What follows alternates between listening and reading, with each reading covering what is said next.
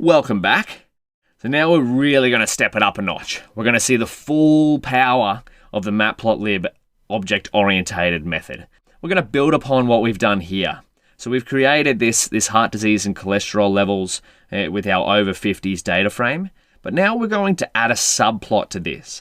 So we can visualize cholesterol levels, and we might get our over 50 data frame here so we can stop having to scroll up. We're going to combine that with thelAch, which is, I'm not sure if I'm pronouncing that by the way either. thelAch, which is max heart rate. So we want to have a subplot where we've got cholesterol and thelAch on the y-axis, but they're both going to have age as the x-axis. So let's see that in action. We'll title this subplot of col age thelAch. Beautiful. Oh, we want to go here. We're going to recreate this. We could copy and paste this code, but again, we want to practice writing from scratch. So let's see it in full force. Fig. We want to use the object-oriented method. Now, if you've had a go at creating a subplot on your own, this is the way you might have used, but if not, this is how I would create a subplot of these two. So remember, we want two different axes. So fig, ax0 and this is going to be ax1. There we go. So what this is saying is, now we're creating a single figure, but it's going to have two axes on it. Remember, axes are this here, y and x, where you can add data. So let's use the same command as before, subplots, and we want nrows equals 2. We want ncols is going to be 1. Our previous figure size was 10 and 6, but let's make this 10 and 10. See what that looks like. And now we want to go add data to ax0. Actually, let's see what this looks like before we even plot. Fig size. Oh, forgot an equal there. Beautiful. So now we've got two blank canvases to start adding our data on here. So we want to add data to ax0, which is this one here. So just going to be this exact same as before. We'll do something like this. So now we're going to add some data to ax0. Just like we've done up here, we're going to do something similar to this.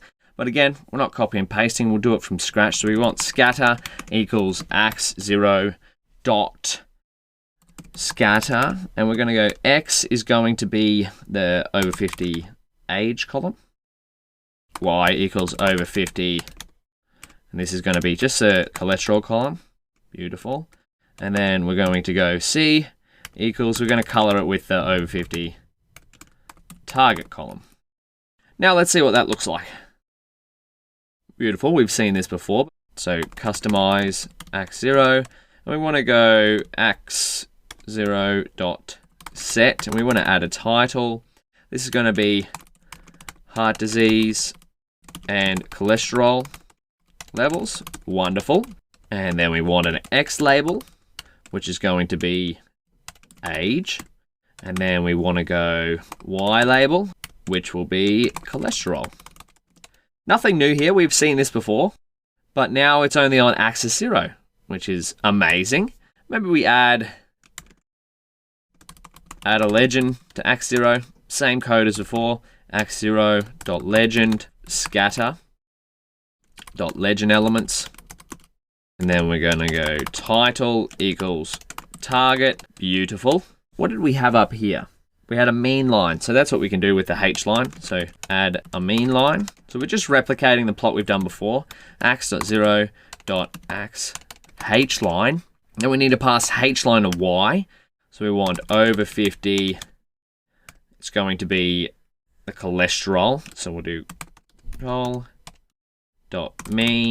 And then we'll add a line style as dash dash. And that should be the same plot as what we've got above. But now it's on a subplot. So I want to challenge you to, before we go through it, see if you can replicate what we've done here, but with the thelAch column instead of the cholesterol column on this subplot here. I'll give you a second. All right, if you've had a go, all good. If not, let's go through it. So now we want to add data to ax1, because remember, we've got ax1 up here. Excellent. Same thing we've done as before, but this time all we're going to do is change it from ax0 to ax1, and then of course the column will be different. Or the data that we use will be a little bit different. So in this case, it's one x. The x is still going to be the age column. What's going to change is what's on the y-axis. So we are over 50. They'll act.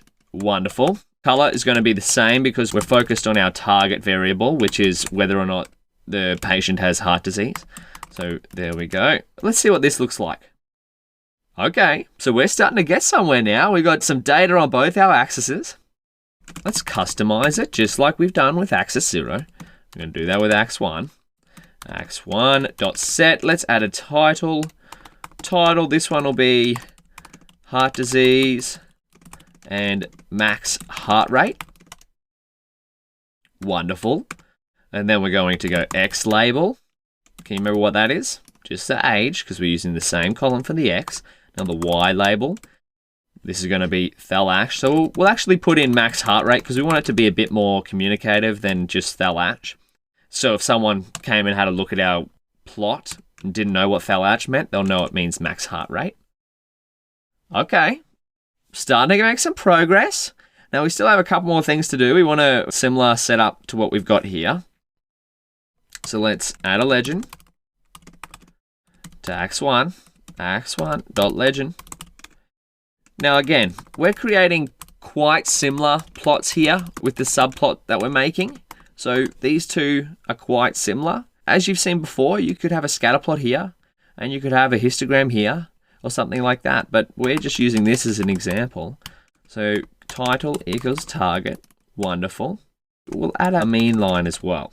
So ax1.ax H-line. Now we're going to color it with the Y is going to be this time, instead of cholesterol, it's going to be thel-ash. Wonderful. Dot mean. And then the line style, we're going to keep it with our trusty dash. And then we'll add a semicolon here. And let's have a look. What have we messed up? We got an error. Line 2D has no property line style. This is classic. Typos everywhere. There we go. So it's okay to make errors, right? You're never going to type out all the code correctly every time, the first time. Beautiful. This is starting to look really good. Okay. What we're starting to see, we've got an age x-axis label here, but this is also age. So maybe we could tell them to share the x. So let's see, where could we add that? Maybe up in here. I want to share the x. So share x equals true. But now we can remove this label on axis 0. So what is this going to do? If we put in share x equals true, what do you think? There we go. So what this has done is it's telling our plot to go that our subplots here have the same x value. So we don't need to put in the age label there. Maybe you would keep it in there for a bit more, so it's a bit more communicative. That's kind of one way you can start to clean up your plots. And now what we might do is add a title to this overall thing. So we've got both subplots are titled, but we might want to title the entire figure. So let's see how we do that. Add a title to the figure. Now this is fig, because remember, we've created a figure and we've added data and customization to the axes. But now we want to start to access the figure directly, which is that big blue square on our matplotlib anatomy. We filled up these two on our subplots. Now we want to title our figure.